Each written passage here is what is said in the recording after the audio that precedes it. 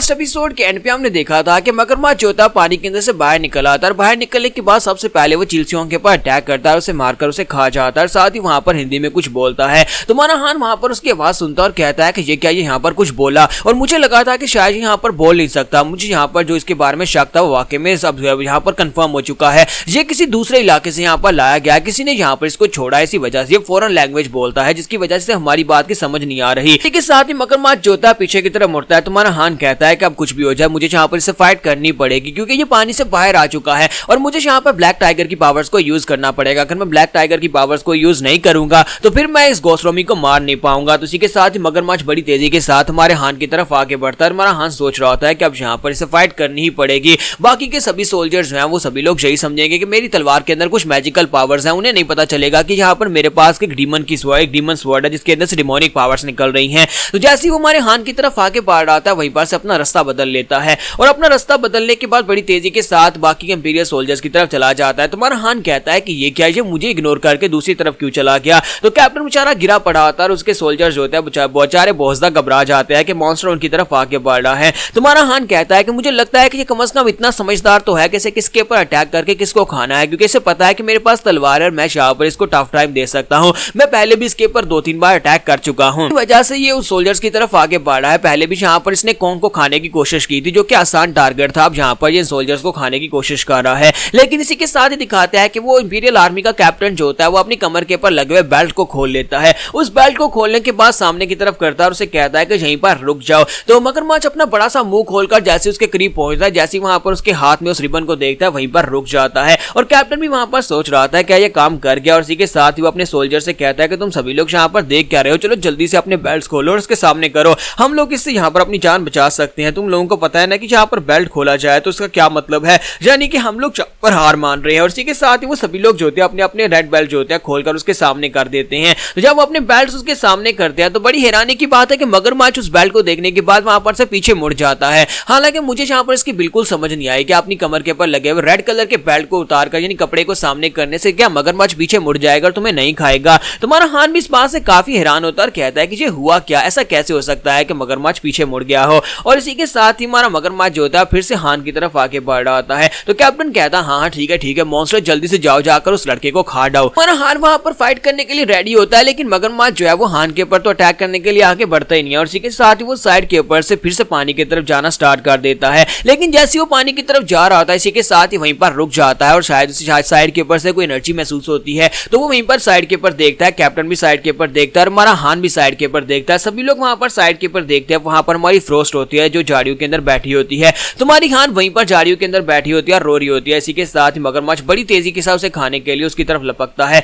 तुम्हारा हान कहता है कि फ्रोस्ट वहां से भागो, वो तुम्हारी तरफ आगे बढ़ रहा है। तुम्हारी हान हमारी जो फ्रोस्ट होती है बेचारी बहुत ज्यादा घबरा जाती है क्योंकि इतना बड़ा मगरमच्छ उसकी तरफ आगे बढ़ रहा है अपना बड़ा सा मुंह खोलकर। तो बेचारी जो फ्रोस्ट होती है वो काफी ज्यादा घबरा जाती है, जबकि हमारा हान जो होता है वो आगे की तरफ भागना स्टार्ट करता है। तुम्हारा हान कहता है कि अब मैं यहाँ पर क्या करूं, मेरा सारा ध्यान सोल्जर्स के ऊपर था जिसकी वजह से मैंने फ्रोस्ट की तरफ से देखा ही नहीं कि वो कहां पर है, और नीचे की मिट्टी गीली होती है जिसकी वजह से हमारा हान सामने की तरफ भाग भी नहीं पा रहा था। और वहीं पर से वो अपनी ब्लैक एनर्जी को रिलीज करते हुए सामने की तरफ एक स्ट्राइक लगाता है, लेकिन वो स्ट्राइक भी इतनी दूर तक नहीं पहुंच पाएगी। और इसी के साथ ही मगरमच्छ अपना बड़ा सा मुंह खोलकर फ्रोस्ट को खाने लगता है। तुम्हारा हान वहीं पर से चिल्लाकर कहता है कि फ्रोस्ट अपनी पावर्स को रिलीज करो। इसी के साथ ही हमारी फ्रोस्ट जो होती है वो भी वहां पर डीमन बन जाती है, यानी वो फॉक्स डीमन में चेंज हो जाती है और अपने पंजे के साथ जैसे ही वहां पर उसके ऊपर अटैक करती है तो मगरमच्छ के ऊपर एक बहुत ही पावरफुल अटैक होता है क्योंकि फ्रोस्ट भी कमजोर नहीं है बल्कि वो भी हालांकि छोटी है, लेकिन इसके बावजूद उसकी पावर लेवल जो है मगरमच्छ की पावर लेवल से ज्यादा है। जैसे वो अपने पंजे के साथ मगरमच्छ के ऊपर अटैक करती है तो मगरमच्छ जो होता है वहां पर उसके आईसी पावर्स के साथ वहां पर ऊपर की तरफ उड़ता है, ऊपर की तरफ उछलता है और इसी के साथ ही घूमता हुआ स्पिन करता हुआ काफी दूर जाकर गिरता है। और इसी के साथ ही हमारी फ्रोस्ट कहती है कि तुम्हें क्या लगता है कि तुम यहाँ पर मुझे खा सकते हो,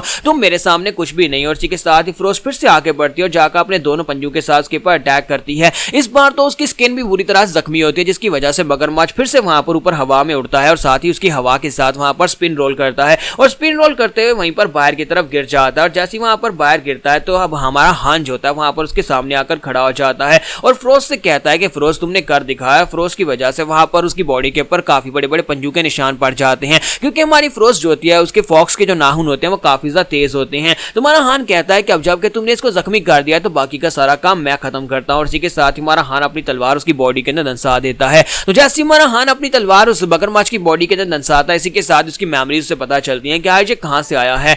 इसी के साथ उसे पता चलता है कि किसी ने जानबूझकर इसे पानी के अंदर छोड़ा था। तो वहां पर मगरमच्छ की मेमोरीज के अंदर उसे पता चलता है कि कोई जानबूझकर इसे हिंदुस्तान से लेकर आया था और वहां पर से लाकर इसे पानी के अंदर छोड़ दिया था और साथ ही उसे यहाँ पर कहा था कि तुम्हें यहाँ पर जितने भी लिविंग थिंग्स हैं उन सभी को खाना, इंसानों को छोड़कर, यानी इंसानों को छोड़कर जो भी क्रीचर्स इस पानी के अंदर रहते हैं उन सभी को खा जाओ। यहाँ पर सभी लोगों के अंदर एक डर फैलना चाहिए। तुम्हारा हान कहता है तो इसकी ये मेमोरीज है, इसका मतलब यह है कि वाकई में दूसरे कंट्री से यहाँ पर लाया गया था। और इसी के साथ ही हमारा हान जो होता है उसकी सारी एनर्जी को एब्जॉर्ब कर जाता है। उसकी एनर्जी को एब्जॉर्ब करने के बाद कहता है लेकिन ऐसा कौन कर सकता है, कोई यहाँ पर हमारे पानियों के अंदर इस तरह के एक बड़े से दानव को क्यों छोड़ेगा। साथ ही वो उन सोल्जर्स की तरफ देखता है और कहता है कि इन सभी सोल्जर्स का इस सबसे कोई ताल्लुक तो नहीं है, कहीं इन सोल्जर्स ने तो इस मॉन्स्टर को यहाँ पर इस पानी के अंदर नहीं छोड़ा। तो वहां पर कैप्टन और उसकी आर्मी जो होती है वो साइड के ऊपर काफी दूर होती है क्योंकि वो यहाँ पर भागकर साइड के ऊपर चले जाते हैं क्योंकि यहाँ पर एक बड़ा सा मगरमच्छ था। तो इसी के साथ ही कैप्टन कहता है कि अब जबकि उसने यहाँ पर उस मगरमच्छ को मार दिया है तो इसी के साथ ही वो अपने सोल्जर से कहता है कि सभी लोग रेडी हो जाओ, जल्दी से उठो, जल्दी से यहाँ पर अटैक करने के लिए रेडी हो जाओ। और इसी के साथ ही वो कहता है कोई यहाँ पर किसी मैसेंजर को बुलाओ और जल्दी से यहाँ पर बो एरोस को बुलाओ और जल्दी से यहाँ पर तलवारबाजों को बुलाओ।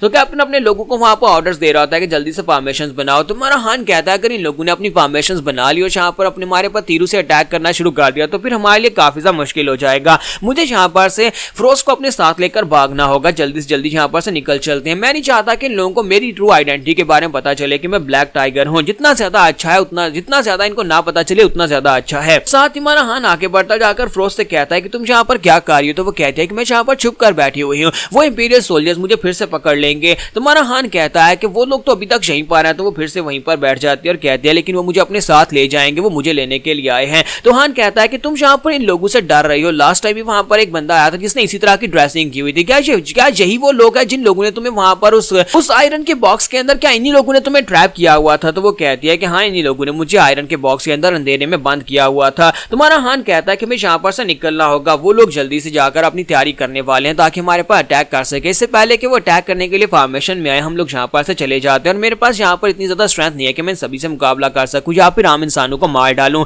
तो फ्रोस्ट उसे कहती है तो फिर हम लोग यहाँ पर क्या करेंगे। और हान उसे कहता है कि तुमने कहा था ना कि तुम टेरापिन के ऊपर बैठकर राइड करना चाहती हो, क्या तुम राइड करना चाहोगी। तो वो कहती है हाँ मैं राइड करना चाहती हूँ लेकिन वो टेरापिन तो मर गया। तुम्हारा हान उसे कहता है नहीं। और इसी के साथ हमारा हान जो होता है उसे अपने हाथ के ऊपर खड़ा करके सामने की तरफ उसे धक्का देता है, यानी ऊपर की तरफ उछालता है, वो सीधा पानी के अंदर जाकर गिरती है। जैसे वो पानी के अंदर गिरती है इसी के साथ हमारा हान खुद भी पानी के अंदर छलांग लगा देता है और वो भी वहां पर से तैर कर पानी को पार करके दूसरी तरफ जाने की कोशिश करता है। जबकि इसी के साथ ही कैप्टन वहां पर अपनी बो एरोस को रेडी कर लेता है और अपने लोगों से कहता है कि अटैक करो। लेकिन जैसे वो लोग अटैक करने के लिए उसके करीब पहुंचते हैं तो वो पानी के अंदर गायब हो जाता है। तो कैप्टन कहता है कि वो कबीला यहाँ पर से निकल गया, लगता है कि वो जल्दी पानी के अंदर से बाहर निकलेंगे, जो चीज भी पानी के अंदर से बाहर निकले उसके ऊपर अटैक कर देना। लेकिन वो लोग वहां पर से काफी दूर चले जाते हैं, यानी कि वो उस रिवर को पार करके दूसरी तरफ चले जाते हैं। तो कैप्टन कहता है कि वो लोग तो उस रिवर को पार करके चले गए, वो भी इतना तेज कैसे, यानी कि उन लोगों की किसी ना किसी ने तो यहाँ पर मदद की होगी। कि हमारा हान और फ्रोस्ट दोनों वहां पर उस नदी को पार करके दूसरी तरफ चले जाते हैं और हमारा हान कहता है कि यहाँ पर इस नदी को पार करने के लिए फिलहाल इनके पास कोई बोट्स नहीं है, जब तक इन्हें कोई बोट मिलती है तब तक हम लोग काफी दूर निकल जाएंगे।